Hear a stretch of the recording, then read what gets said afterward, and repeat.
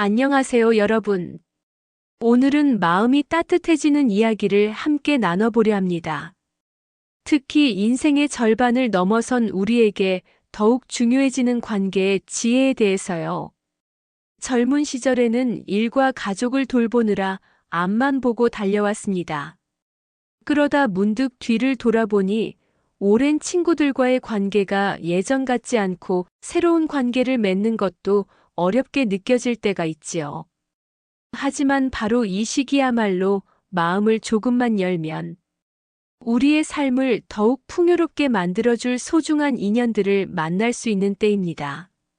오늘은 삶의 지혜를 전하는 이들의 이야기를 바탕으로 어떻게 하면 주변 사람들과 편안하고 행복하게 지낼 수 있는지 그 방법에 대해 우리 함께 알아보겠습니다. 여러분, 사람은 나이가 들수록 관계의 중요성을 더 크게 느끼게 됩니다. 젊을 때는 일이나 자녀 키우는 문제로 바빠서 친구나 지인과의 관계를 깊이 생각할 여유가 없었을지도 모릅니다. 하지만 중년에 접어들면 이야기가 달라집니다. 이제는 주변 사람들과 어떻게 지내느냐가 삶의 만족도를 크게 좌우하지요. 오랜 친구나 지인들과의 관계가 어떻게 유지되느냐에 따라 우리의 중년 삶은 편안하고 따뜻해질 수도 있고 외롭고 서운해질 수도 있습니다. 새로운 세상에 적응한다는 것은 단순히 기술을 배우는 것만을 의미하지 않습니다. 그것은 마음을 열고 다른 사람과 어울릴 준비를 한다는 뜻이기도 합니다. 많은 분들이 중년에 접어들면 새로운 친구를 사귀기가 어렵다고 합니다. 익숙한 관계에서 벗어나 낯선 사람에게 먼저 다가가는 일이 왠지 쭈뼛거리게 느껴지지요. 하지만 새로운 배움의 자리는 단순히 기술이나 지식을 얻는 곳이 아니라 새로운 인연을 만드는 멋진 기회입니다. 예를 들어 동네 문화센터 강좌를 듣는다고 상상해 봅시다. 처음엔 어색하고 낯설 수 있지만 조금만 마음을 열면 새로운 친구를 사귈 수 있습니다. 어느 날 김 여사님은 요가 수업에 처음 나가보았습니다. 낯선 얼굴들 속에서 어쩐지 쭈뼛거리며 매트를 깔고 앉아 있었지요. 그때 옆자리에 한 분에게 용기를 내서 말을 건넸습니다. 안녕하세요. 저도 오늘 처음 나왔는데 같이 해보실래요? 그러자 상대방은 놀란 듯 얼굴을 들더니 환하게 웃으며 그래요? 저도 혼자라 좀 어색했는데 같이 하니까 좋네요라고 대답했습니다. 두 사람은 수업 내내 서로 눈치를 보며 따라했고 수업이 끝난 후에는 함께 근처 카페에 들러 차를 마시게 되었습니다. 김 여사님은 속으로 생각했지요.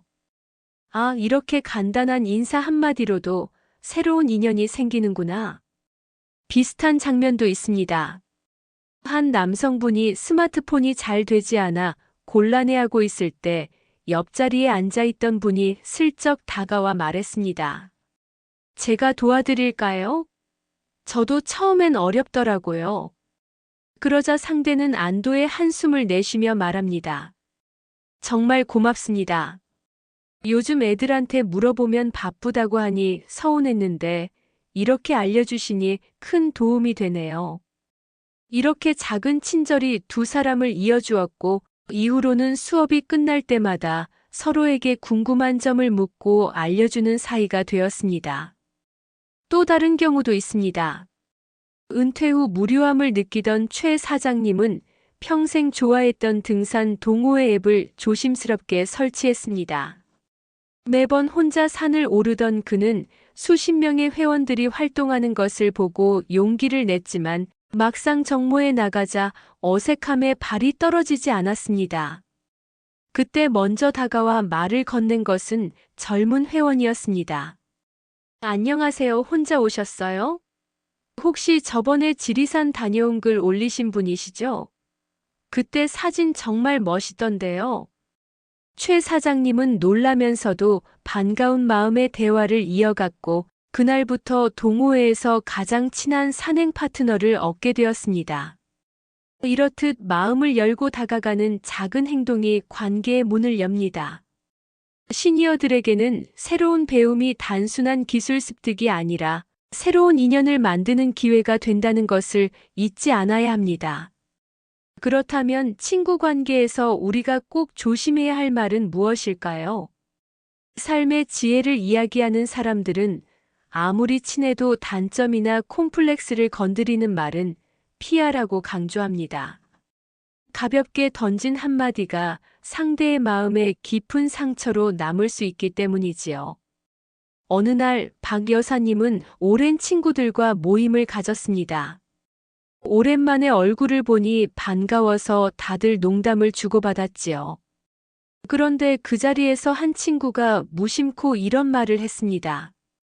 야, 너는 나이가 들어도 머리숱이 많아서 좋겠다. 나는 점점 머리가 빠져서 걱정이야. 말 한쪽은 칭찬 반, 농담 반의 의도였지만 듣는 사람은 순간 마음이 무거워졌습니다. 웃으며 넘겼지만 집에 돌아가는 길에 괜히 거울을 보며 한숨을 쉬게 되었지요.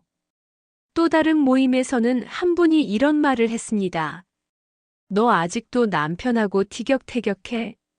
참 대단하다. 나는 진작에 포기했는데. 말은 농담처럼 들렸지만 듣는 이는 속으로 우리 집 이야기를 왜 이렇게 가볍게 얘기하지? 하는 생각에 씁쓸했습니다. 아무리 오랜 친구라 해도 가정사나 아픈 부분을 건드리는 말은 조심해야 한다는 것을 보여줍니다. 김 여사와 박 여사는 퇴직 후 오랜만에 만나 식사를 했습니다. 박 여사가 너는 젊었을 때 얼마나 힘들게 벌었으면 지금 그렇게 여유가 있어? 나는 아직도 애들한테 손 벌리고 산다고 농담을 던졌습니다. 그 말에 김 여사는 순간 마음이 불편해졌습니다. 힘든 시절을 같이 보낸 친구의 말이지만 현재의 여유가 과거의 고생 덕분이라는 말이 불편하게 들렸기 때문입니다. 친구도 결국 사회적 관계입니다. 가족처럼 가깝게 느껴져도 서로 지켜야 할 선이 있고 존중이 필요합니다. 우리는 흔히 친구니까 아무 말이나 해도 괜찮다고 생각하기 쉽지만 사실 그렇지 않습니다. 가족과도 서로 조심해야 하듯 친구에게도 지켜야 할 말과 행동의 선이 있는 것이지요. 바로 그 선을 지켜줄 때 관계는 오래가고 편안하게 이어질 수 있습니다. 인간관계에서 중요한 것은 교환, 즉 주고받음입니다. 꼭 돈이나 선물이 아니더라도 작은 정성과 관심이 오가는 것이 관계를 따뜻하게 만듭니다. 예를 들어 한 분이 손수 담근 김치를 조금 나눠주며 많이 담갔으니 맛만 좀 보세요라고 건넸습니다. 그러자 받는 사람은 감동한 얼굴로 세상에 정성이 담겼네. 나중에 내가 장아찌 담그면 조금 나눠드릴게요라고 대답합니다. 이런 주고받음 속에서 관계는 단순히 음식을 나누는 것이 아니라 따뜻한 마음을 나누는 것이 됩니다. 또 다른 상황을 상상해 보십시오. 동네 산책길에서 우연히 만난 이웃이 제가 아침에 고구마를 쪘는데 혼자 먹기 아까워서 좀 가져가세요라고 건넵니다. 그러자 상대는 웃으며 아이고, 그럼 제가 내일 아침에 빵 좀 사올게요. 같이 나눠 먹읍시다라고 말합니다. 이런 대화 속에서 교환은 단순한 음식이 아니라 정과 신뢰를 주고받는 행위가 되는 것입니다. 교환이 전혀 없는 관계는 오래 유지되기 어렵습니다. 누군가 일방적으로 받기만 하거나 주기만 하는 관계는 결국 불편함과 서운함을 남깁니다. 받기만 하는 사람은 당연하게 여기고 주기만 하는 사람은 언젠가 지치게 되지요. 그래서 관계가 건강하게 오래 이어지려면 반드시 주고받음의 균형이 필요합니다. 중년에 들어서면서 특히 조심해야 할 것은 자식 자랑과 돈 자랑입니다.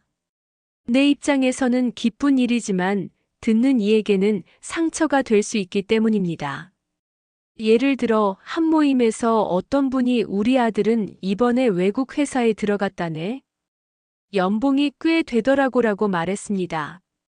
말한 이는 뿌듯했지만 다른 한 분은 씁쓸하게 웃으며 대답했습니다. 그래요? 우리 애는 아직 취업 준비 중이라 걱정이 많아요. 마음속으로는 더 무거운 돌덩이가 내려앉은 기분이었습니다. 또 다른 장면에서는 어떤 분이 우리 딸은 시집가서 잘 사는데 사위가 차를 새로 뽑아줬다네라고 말했습니다. 듣고 있던 한 사람의 표정이 순간 굳어졌습니다. 그분의 딸은 아직 결혼도 못하고 있던 상황이 떠올랐기 때문이지요. 자랑은 내게는 즐겁지만 누군가에게는 아픔을 건드리는 칼이 될 수 있습니다. 돈 자랑도 마찬가지입니다. 이번에 아파트 팔았는데 시세가 많이 올랐더라라는 말은 상대에게 상대적 박탈감을 줄 수 있습니다. 결국 이런 자랑은 관계를 멀어지게 만들 뿐입니다. 우리는 말하기 전에 상대의 입장을 한 번만 더 떠올려 보는 지혜가 필요합니다. 요즘 많은 분들이 SNS를 통해 친구들과 소식을 주고받습니다. 하지만 SNS는 대부분 꾸며진 모습이 많기 때문에 그대로 믿고 현혹되어서는 안 됩니다.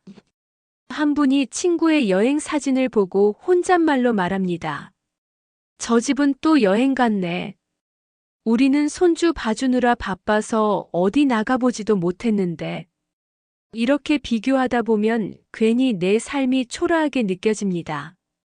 또 다른 장면에서는 누군가가 SNS에 나는 누구보다 열심히 살았고 그래서 이렇게 잘 산다라는 글을 올립니다.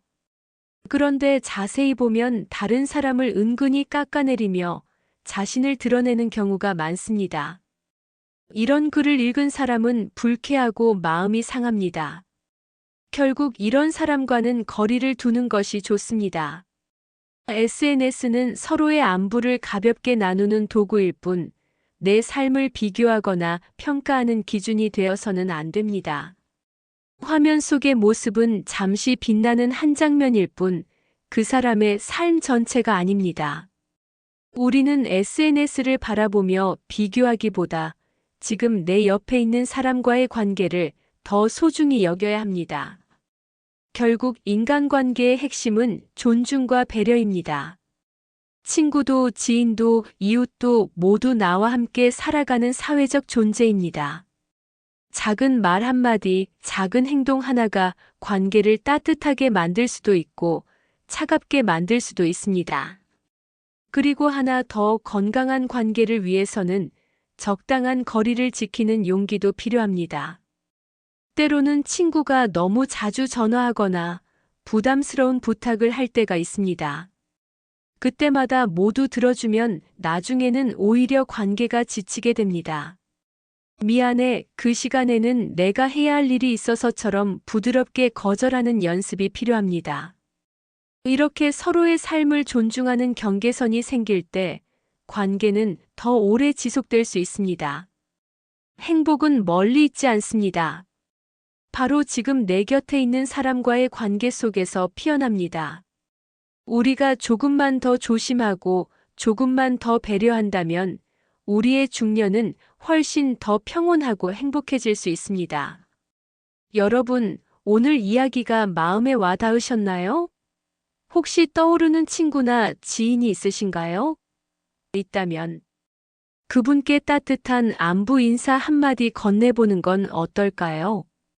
그 짧은 인사가 때로는 오랫동안 닫혀있던 마음의 문을 열어주고 관계를 회복하는 시작이 될 수도 있습니다.